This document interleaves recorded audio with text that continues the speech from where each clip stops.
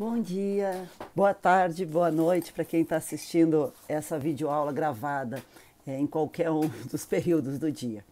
Bom, essa videoaula se refere à nossa semana de atividades assíncronas, né, que vai de 16 a 22 de fevereiro de 2021, ainda referente ao nosso ano letivo de 2020. Essa aula eu vou fazer vai ser uma aula curta, que eu quero fazer alguns comentários sobre o texto dessa semana, que é O Historiador e o Falsário. Usos públicos do passado e alguns marcos da cultura e histórica contemporânea. Eu vou destacar alguns momentos muito importantes do texto. Como eu falei para vocês na aula passada, é um texto da Caroline Silveira Bauer e do Fernando Felizardo Nicolazzi, ambos da Federal do Rio Grande do Sul, então autores brasileiros. É um texto que foi publicado em 2016, né, um texto recente. E eu gosto desse texto porque ele, né, nesse estudo de caso que eles fizeram, né, de dois historiadores e falsários ao mesmo tempo, eles apontam várias questões do debate historiográfico contemporâneo. Quais são essas questões? Primeiro, a questão da veracidade do conhecimento histórico, né? Da verdade e da mentira. Uma questão muito atual nos dias de hoje, né? Nessas primeiras décadas do século XXI, com as novas possibilidades técnicas de se espalhar notícias falsas. Lembrem, eu já falei para vocês, que notícias falsas são um tema recorrente, não são um tema novo na história. Nos Análises, o Bloch pesquisou isso, outros historiadores pesquisaram isso, né? Essa ideia, o Bloch tem o Notícias Falsas de Guerra, né? E tem também o Grande Medo, né? Também do grupo dos Análises, né? Sobre as notícias falsas na Revolução Francesa. Então, gente, o que eu quero dizer para vocês? A mentira, a notícia falsa é uma fonte histórica.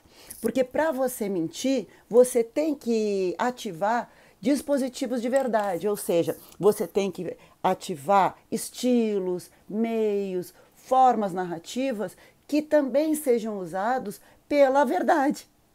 Então, quando a gente historiciza a verdade, quer dizer, o que é preciso em determinado momento histórico ser dito para estar no verdadeiro, ser considerado verdade aquilo que você fala, você não está destruindo com a verdade, você não está embaralhando as fronteiras entre verdade e mentira. Essa análise eu nunca concordei.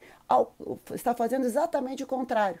Conhecendo como uma fala, um discurso é considerado verdadeiro numa determinada sociedade, nós saberemos analisar criticamente quando for feita uma notícia falsa. Vamos conseguir ver quando é uma mentira. Exatamente porque a gente vai compreender que aparência de verdade, aquele discurso mentiroso, está ativando para ser reconhecido no verdadeiro daquela sociedade, mesmo sendo falso. Vocês entendem? Porque o conteúdo pode ser falso, mas quando aquele conteúdo mentiroso está sendo dito, para ser reconhecido na sociedade, ele tem que ativar aparenciazinhas, formas, regras que são usadas na verdade. Tem um texto do Foucault que a gente já leu em épocas passadas, né?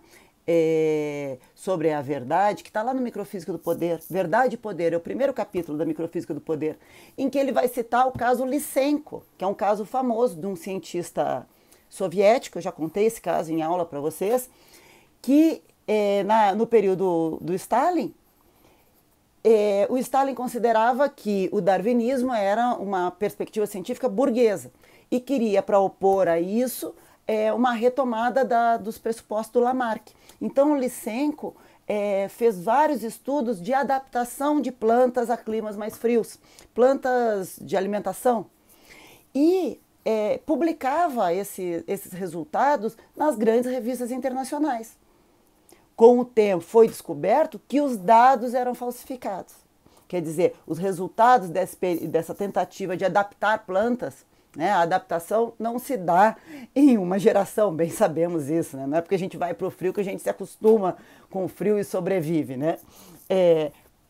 Durante gerações a pessoa mais adaptada, o ser mais adaptado àquele frio, vai ter mais descendentes, mais filhotes, exatamente porque vai ter se alimentado mais, vivido mais, por ter características genéticas boas para aquele frio, e aí você vai deixar essa característica genética para os seus descendentes, que com o tempo vão se tornar a espécie principal naquele meio ambiente.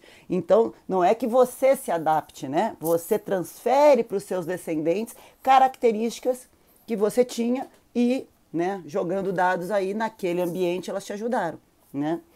Então, o Lysenko, ele fez vários artigos científicos, publicou dizendo que estava conseguindo adaptar plantas em climas mais frios, climas que não eram de climas frios, em climas frios, sem mexer na genética delas. Vão dizer, mas isso a gente faz hoje. Sim, com genética. Né? Ele mentia esses dados e eram publicados. Quer dizer, foi uma grande farsa construída pelo Stalin. E como que as revistas aceitaram?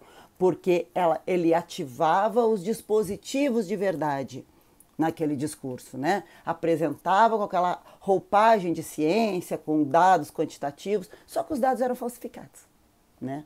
Então esse é um exemplo que eu gosto muito para a gente ver como refletir sobre como se diz a verdade, o que é verdade numa determinada sociedade, nos auxilia a compreender exatamente a mentira, a notícia falsa, tá bom? Bom, esse estudo de caso, eu vou chamar assim, né, desses dois historiadores, da Carolina e do Fernando, eles vão abordar dois casos muito importantes, muito conhecidos, né, contemporâneos, né? O que eu gosto que eles ativam aqui, questões que eles colocam. Primeiro, a cultura histórica. Cultura histórica é um conceito lá do Riesen, né? Vocês devem lê-lo na área de estágio, de ensino de história.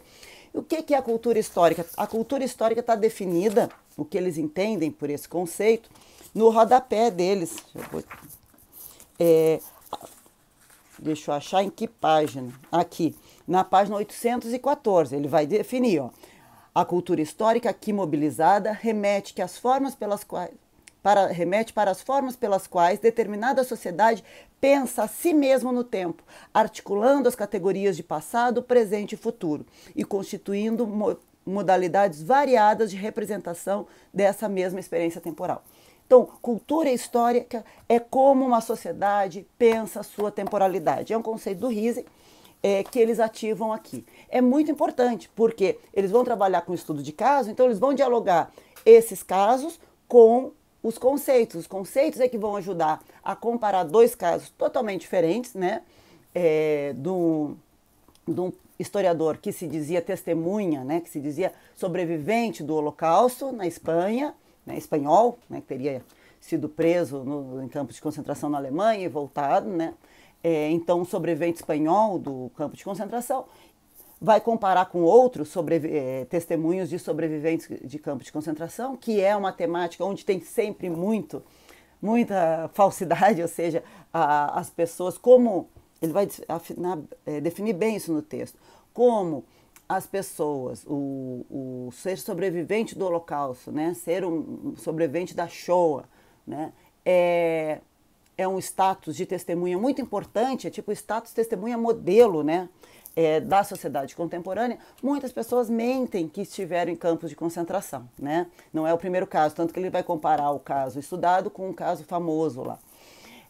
E depois o papel de um historiador falando num jornal, né, sobre a ditadura militar. Agora já um historiador brasileiro, já agora aqui na segunda década do século XXI, fazendo então, usando o seu estatuto de historiador para falar, né, num meio de comunicação pública. Então vamos analisar mais por partes o texto, eu quero apontar algumas coisas.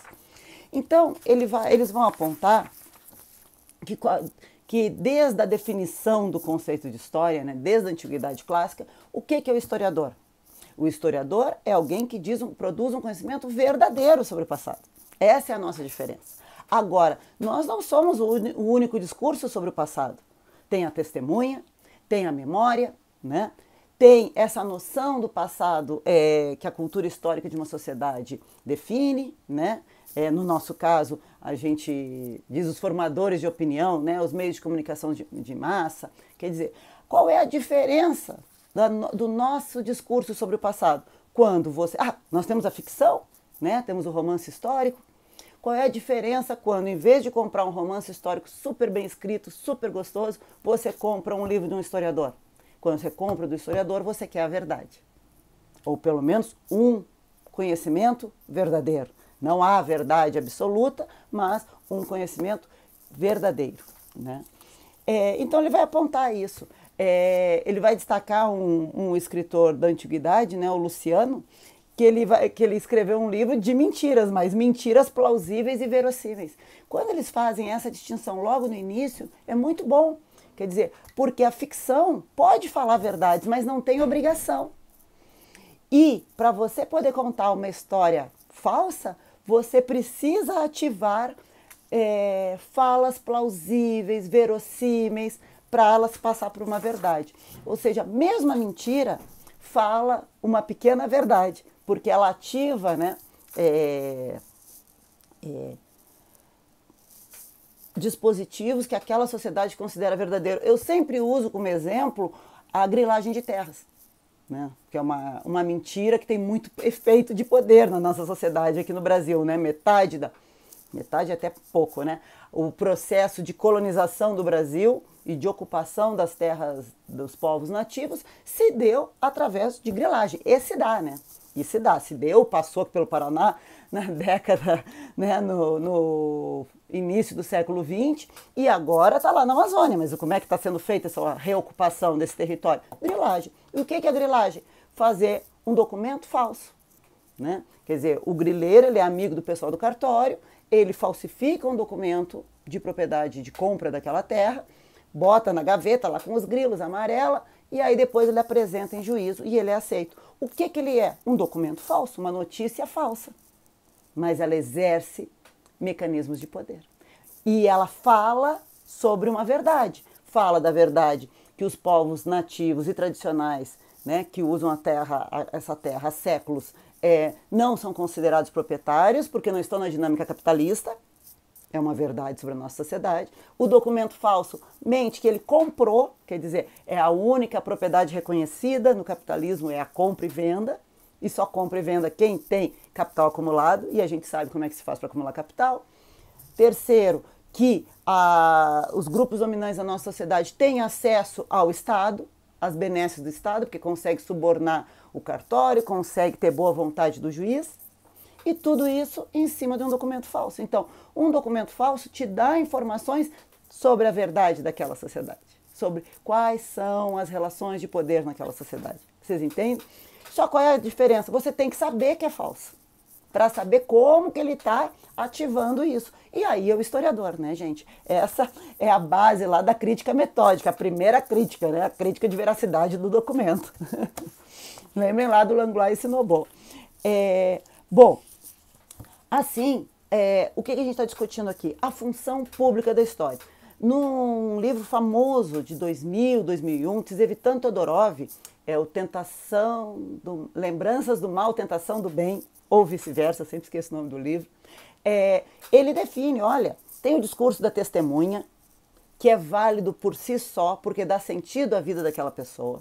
Tem o discurso da memória, que é sempre uma fabricação, com a ideia da memória coletiva, né? Então, a testemunha é a memória viva, né? Que aquele discurso é para dar sentido à sua vida, para permitir que ele continue vivendo, né? Sempre quem trabalha com história oral sabe, você entrevista um velhinho, ele sempre vai dizer como foi duro no início, até construir tudo que ele tem, mesmo que tudo que ele tem seja uma casinha de madeira no brejo. Entendeu? Por quê? Porque se você não constrói esse sentido de superação, você entra em depressão. É uma questão até de saúde mental, é o que o texto fala, para como lidar com o passado traumático. Bom, então, nós temos esse discurso da testemunha, que constrói uma verdade que dá sentido para a vida da testemunha, né? É material básico da história, porque é a memória viva. Aí nós temos a memória coletiva, que já é uma fabricação, que já é um construto, né, para criar uma identidade de grupo, né? Ele já é um discurso que vem para o público com a ideia de criar uma identidade de grupo. E nós temos o discurso do historiador, que já é na sua base um discurso público. O historiador não prepara uma aula, não escreve um livro para contar para ele mesmo. Ele sempre pressupõe um outro, o seu aluno, o seu ouvinte, alguém que quer ter uma lição de história, certo? Então, o nosso discurso sempre é público. Aí o questionamento que se coloca hoje, é uma das temáticas aqui, ó, é a história pública, né? Por quê? Quais são os nossos usos? Quais as nossas possibilidades nesse espaço público? Refletir melhor, porque no espaço público os historiadores não têm um monopólio do discurso sobre o passado. Isso é claro, e nem devem ter. Né? Mas nós temos características específicas de discurso que traz uma verdade, de um discurso sobre o passado que quer ser verdadeiro, que é rigoroso, que é crítico, em oposição aos outros. Tá? Então, quando o historiador chega no espaço público, ele está assinando o pacto da veracidade. Isso aqui é Ricoeur, tá? O Ricoeur, ele pressupõe sempre isso. Existe um pacto entre o historiador e o seu público, né, de que ali teremos uma verdade histórica na sua fala. Bom, ele vai então citar esse senhor, né, o Henrique Marco Batlle, né? Se fosse em inglês seria Battle, mas é espanhol, então Batlle. Ele tem um passado de ativista sindical, né? É um cara super engajado. E ele sempre se apresentou como testemunha, né? Como sobrevivente do campo de concentração nazista. E os historiadores fizeram entrevistas de história oral com ele, publicaram os relatos, e ele acabou se tornando um conceito de Elizabeth Gelin, tá? Historiadora argentina muito boa, a professora Rosemary usa bastante, recomendo a leitura. Ele usa um conceito da Gelin, que é a ideia de empreendedor da memória, ou seja, na nossa sociedade nós temos vários empreendedores da memória, pessoas, instituições que funcionam, né, com esse dever de memória, de manter a memória no presente, né, essa ideia quase de lugares de memória, lugares ambulantes de memória, né, que são esses empreendedores, são as pessoas que lidam e que fazem também um discurso público sobre o passado, mas não é um discurso historiador, é um discurso de memorialista. Bem sabemos, né, todo mundo conhece aqui vários memorialistas, e nós não queremos nenhum monopólio, né, são discursos diferentes sobre o passado. Bom, e ele então, o Marco, ele ia nas escolas, fazia discursos sobre como é que foi a vida no campo de concentração. Ele estava sempre disposto a dar uma lição de história. E, além do mais, ele era formado em história. Né? Depois, nos anos 70, o texto vai apontar, ele fez o curso de história. Então, ele era duplamente legitimado. Tinha autoridade acadêmica de ter feito o curso de história e tinha autoridade de ter vivido o campo de concentração, autoridade de testemunho. Todos esses pontos que os autores estão levantando aqui serão o que a gente vai discutir nas próximas aulas agora até o final do ano. Né? A gente vai ler os livros do Hartog, né, que vai discutir exatamente isso, né? Testemunha, história, regime de historicidade, né, as funções da memória e da história na nossa sociedade. Então, esse texto vai funcionar para a gente, além de ser uma pesquisa empírica, que eu gosto muito, né, nós somos historiadores, mostrar como essas problemáticas são contemporâneas, são o que está rolando na nossa sociedade. Então, puxa, o Marco era super chamado nos colégios, né? Quantas vezes a gente já viu isso aqui no Brasil, né? Vai lá o velhinho, conta no colégio, super importante, né? E ainda mais ele vai apontar quando chegou aos 60 anos, né, do Holocausto. Reparem, gente, tem momentos que ele chama de Holocausto, outras vezes ele chama de Shoah. É muito importante, porque a comunidade de sobreviventes do regime nazista, eles não gostam do termo Holocausto, porque o Holocausto é um sacrifício voluntário que você faz por uma causa maior. E não foi o que aconteceu, né? O que aconteceu foi um genocídio, né? Então eles preferem o termo Shoah, não sei se é exatamente assim que se fala, S-H-O-A-H, que mostra o sacrifício mesmo, ser sacrificado sem a sua vontade de estar servindo como sacrifício, tá? Então, Shoah é o nome correto para o que a gente comumente chama de Holocausto, porque o Holocausto é voluntário, Shoah não, tá? E no momento dos assassinos de memória, ele vai lembrar aqui toda a discussão do Vidal de Naquet, que é o pessoal negacionista, que dizia, não teve campo de concentração, não foram 8 milhões de pessoas, foram só 5 milhões e meio, pelo amor de Deus, né? Se tivesse sido uma pessoa assassinada por ser judeu, né? Já era um crime. Então, vejam, essa disputa do negacionismo, os historiadores se posicionaram muito fortemente, e nesse momento, o Vidal de Naquet chama os assassinos da memória, né? Nesse momento, a função do testemunho é muito importante, porque, como nos diz nosso amigo Paul Ricoeur, a memória é a garantia que alguma coisa aconteceu. A memória é a nossa fonte, a nossa base do conhecimento histórico. Toda ruína, todo vestígio é uma memória, mesmo que ela esteja fragmentada. Ela não é o passado tal como aconteceu, como o Rank pensava, vá lá na fonte, tira, né, os fatos e coloca em ordem cronológica. Não. As memórias, os testemunhos, os vestígios, as nossas fontes são ruínas, né? São marcas, como o Ginsburg diz, são vestígios indiretos. A gente tem que estar atento aos detalhes, certo? Aos detalhes. A gente está aqui fazendo para o nosso bom e velho paradigma indiciário, né? Os pequenos indícios que os outros não dão bola. O historiador vai lá dando bola, né? Vai prestar atenção nisso. Então, contra os assassinos de memória, é muito importante o testemunho, como é muito importante o trabalho do historiador, né? Bom, ele vai falar isso, que o Marco era legitimado tanto por ser testemunho como por ser historiador. E aí o que acontece, né?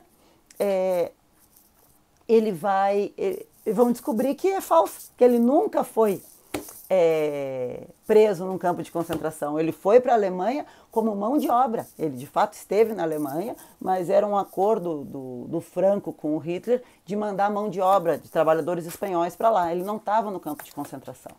Bom, eu só quero apontar que na página 814 ele está ativando ali, a Carolina e o Fernando falam do conceito de cultura histórica, ou seja, essa ideia da historicidade de uma sociedade, como uma sociedade pensa a história, que ela está falando exatamente dessa sociedade em que o Marco é uma fala importante, porque é uma sociedade que pensa a importância da memória, um dever de memória, como dizia o Pierre Nora. Quer dizer, como a memória não existia mais, a memória viva, aquela memória, eu sempre uso esse exemplo, né? Se você não aprender a fazer linguiça, né, com o seu pai e com a sua mãe, e você morasse no campo, você morria de fome. Se você não aprendesse a usar o arado, você não sabia mais lidar com a terra. Então, a memória das gerações anteriores, em sociedades tradicionais, né, ela é a tua própria sobrevivência. Na nossa, não, né? Isso aqui é o debate que o Nora faz num texto dele dos anos 80 ainda, Memória e História Problemática dos Lugares. Coloca esse nome que vocês vão ver o texto.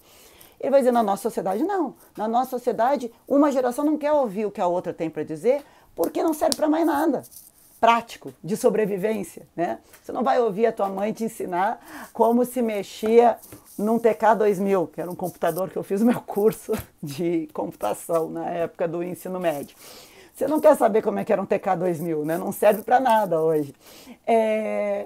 Então, porque entre uma geração e outra as coisas mudam muito. Então, uma geração não quer ouvir a outra. A memória não é mais vida, não garante mais a tua sobrevivência. A memória agora está em lugares de memória. É isso que o Nora fala, museus, centros culturais, testemunhos.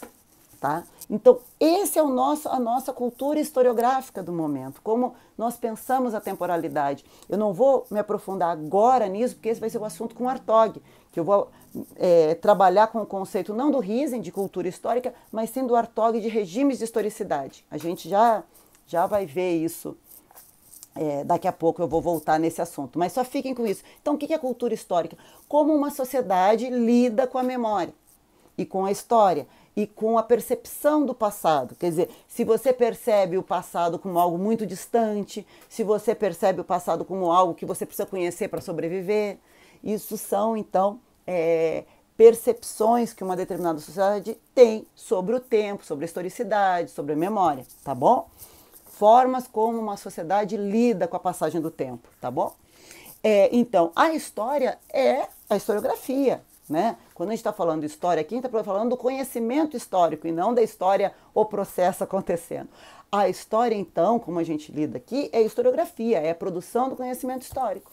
Mas a memória, além de ser a nossa fonte, além de ser a garantia de que algo de fato aconteceu, ela dá significado. Ela não precisa ser crítica, né? A memória não é crítica, quem é crítica é o conhecimento. Bom, não vou nem apontar que ele destaca aqui que o Marco lá, a falsa testemunha, tinha nascido num manicômio, né? Ele vai lembrar o Foucault dizendo, olha, a loucura é o último reduto da verdade, né? É um comentário que para a nossa aula de hoje não é tão essencial. Bom, o que ele vai apontar? Que o Marco, a testemunha falsa, contava uma mentira, né? Mas era uma mentira com fundo de verdade, né? O problema do Marco foi que ele não disse que era ficção, né? Se ele tivesse dito que era ficção, se ele tivesse dito, como ele vai dizer, não, eu passei nas minhas palavras o que os outros me contaram. Quer dizer, ele tinha vivido na Alemanha, ele tinha convivido com sobreviventes dos campos de concentração, eles contaram para ele várias coisas e ele construiu uma narrativa, como se fosse dele. Ele tomou a voz pelo outro. A gente sabe que isso não... Deleuze, Gilles Deleuze vai dizer, né, que não se pode tomar a voz do outro para si, né? A gente nunca pode falar pelo outro. Ele vai dizer que foi com boa intenção, que ele estava dando voz a quem não tinha acesso ao espaço público para contar, né, as suas experiências, a sua vivência, o seu passado traumático. Muito bacaninha. Ele podia ter feito tudo isso, era só ter dito que era uma compilação de lembranças de outros. O texto, né, é mais condescendente com o Marco do que eu, né? Por quê? Porque eu tenho essa influência do Gilles Deleuze, né? Foucault, Gilles Deleuze, e o Gilles Deleuze sempre aponta isso. Você não pode tomar pelo outro a voz, dizer que é você, que é sua aquela experiência, aquela vivência, aquele discurso. Você sempre tem que deixar a pessoa falar por si mesma, né? E quando estiver falando sobre esse outro, deixar isso claro, né? Mas claro que é uma mentira com fundo de verdade. Ele ouviu os testemunhos dos sobreviventes, né? E aí ele criou a sua própria narrativa. Isso que ele fez é o que a obra ficcional faz. Quer dizer, o que é a ficção? O que é um romance histórico? O que é uma obra literária? Claro, ela tem fundos de verdade.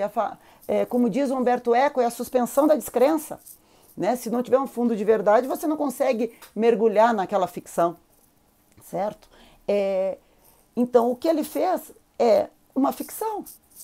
E era só ele ter confessado isso que o pacto não teria sido rompido, né? Mas ele rompeu o pacto, sim, ao dizer que era uma experiência dele, né? Tá aqui, lá na página 817, ele vai dizer, eram memórias de outros que ele havia ouvido. Então, ele acha que ele estava fazendo um serviço público, né? Um serviço para o outro, esses que não tinham acesso aos espaços, né, públicos de fala. Era só ele ter dito isso, era só ele ter confessado. Nenhum conhecimento, ele é total, dá conta de tudo, né? Por como que a gente mantém o nosso rigor, a gente já discutiu isso lá no Sertor, delimitando os nossos espaços de fala, explicando da onde a gente está falando, com qual metodologia, com qual problema, até onde a gente vai, quer dizer, mostrando a limitação da verdade histórica, sempre inacabada, sempre perspectiva, né? A gente consegue ser mais rigoroso. Aqui eu retorno ao Paul Ricoeur, que ele vai dizer que é exatamente essa subjetivação de nós nos tornarmos historiadores e sabermos que o nosso conhecimento é limitado, é sempre aberto, né? É a partir de perspectivas do presente, que a gente, esse processo de subjetivação que permite que o nosso conhecimento seja mais objetivo, né? É por ser subjetivo que ele tem mais possibilidade de objetividade. E o Marco, apesar de ter a formação de historiador, ele não confessou os procedimentos dele, e isso é um erro, né? Então, por mais que fosse um serviço muito importante dar voz a essas pessoas que não tiveram espaço, esses sobreviventes que não tiveram espaço público para falar do seu testemunho, ele deveria ter confessado esse processo, e aí não haveria problema nenhum, né? Aí eles vão discutir que as mentiras têm ingrediente de verdade, a gente já discutiu isso, né? Vão discutir que a história não é nenhum monopólio, a historiografia não é o monopólio do conhecimento passado, bem sabemos isso, né, gente? Qualquer Twitter, qualquer perfil falso em rede social acha que sabe tudo de história, né? Vocês que convivem mais com as redes sociais do que eu sabem disso, né? E aí o texto vai dividir qual é a função social da história e qual é a função social do historiador, né? Ser historiador é um ofício, né? E a história, né? Ou seja, o conhecimento narrativo sobre o passado é anterior, né? Quantos discursos sobre o passado que nós temos? Por isso que ele usou o termo de cultura histórica lá do Riesing. Quer dizer, as pessoas têm conhecimento sobre o passado, né? Conhecimento fragmentário, acrítico, que constrói um sentido para a vida deles, certo? existem outras narrativas, existe uma cultura histórica, né, em cada presente. Então, o ser historiador é um ofício. Assim, o que nós, como historiadores, podemos perguntar? Como que a história é usada na nossa sociedade? Como a lembrança e o esquecimento são usados na nossa sociedade? Como os autores vão dizer, a historicidade da história, né? E aí sim, vão perceber que o discurso sobre o passado, entre eles a história, né, tem vários usos públicos e políticos. Sim, claro, sempre tem, né? Sempre tem. A história é sempre... A gente falou isso na aula passada, né? Não cair de novo na ideia do sobrevoo, historiadores ou cientistas sobrevoando a sociedade, vendo uma totalidade, estando descolados daquela realidade. Não, a gente está no meio daquela realidade, né? Nós estamos presos aqui, vamos sempre lembrar do Sertor, a gente tem um lugar de fala, né? E aí o texto vai começar a discutir coisas que nós, a partir da 820, que nós vamos discutir com o nosso amigo Hartog. Quer dizer, que sociedade é essa que a gente vive, que tem uma obsessão memorialista? Veja, a moda do vintage, né? Você vai lá e usa uma peça de uma roupa de uma outra década, mas usa descontextualizada. A moda de ter objetos antigos em casa, estilinhos antigos em casa, você vai lá, recorta, retira do passado algo descontextualizado e coloca nesse presente. Eu vou dar um exemplo, eu tenho um espelho que a moldura é uma janela de uma casa antiga, mas não é a casa, né? É uma janela que tinha função de janela e que agora tem uma função de espelho. Veja, não é o passado, né? É só uma obsessão memorialista, ou seja, um fragmento do passado jogado nesse presente com outros fragmentos de outros passados, todos descontextualizados. A nossa sociedade vive uma obsessão memorialista. Por quê? Vejam, vocês já devem ter visto isso. Você tem uma igreja do bairro, quando o padre ou o pastor do templo descobrir que você está se formando em história, vai perguntar se você não quer fazer o livrinho da história daquela igreja. Né? Os sindicatos, a gente quer fazer a história do sindicato. A obsessão memorialista é tal que os meios de comunicação de massa não deixam nem o evento acontecer e já estão querendo construir a memória daquele evento. Veja essa coisa de retrospectiva ao final de cada ano que os meios de comunicação fazem. Quer dizer, já querer tornar memória uma coisa que é presente, processo que está em andamento. Né? Claro, todo mundo discute isso, por causa dessa aceleração, né? Essa percepção de aceleração do tempo histórico, de aceleração da nossa cultura histórica, onde tudo muda muito rápido. Essa sensação que tudo está se perdendo que causa essa vontade de criar âncoras, né? No vendaval da mudança e da obsolescência. Né? Não é que as coisas mudem, as coisas só ficam antigas muito rápido, né? Obsoletas muito rápido, porque a estrutura da sociedade é a mesma, né? Então a gente vive essa obsessão memorialista, sim, já desde do final dos anos 80, desde a crise dos paradigmas. A gente vai ler o Hartog vai perguntar, será que é um novo regime de historicidade? Né? Um regime de historicidade presentista? A gente vai discutir isso nas próximas aulas. Quer dizer, olha, é um presente que lança âncoras fragmentadas, né, nessas memórias, nesses fragmentos de passado, não consegue projetar um futuro diferente, a gente não tem uma utopia, né? Um não lugar, um futuro diferente, a gente projeta o nosso futuro como se fosse uma continuidade do presente. A gente não consegue projetar o futuro como algo diferente. Por que eu estou falando isso?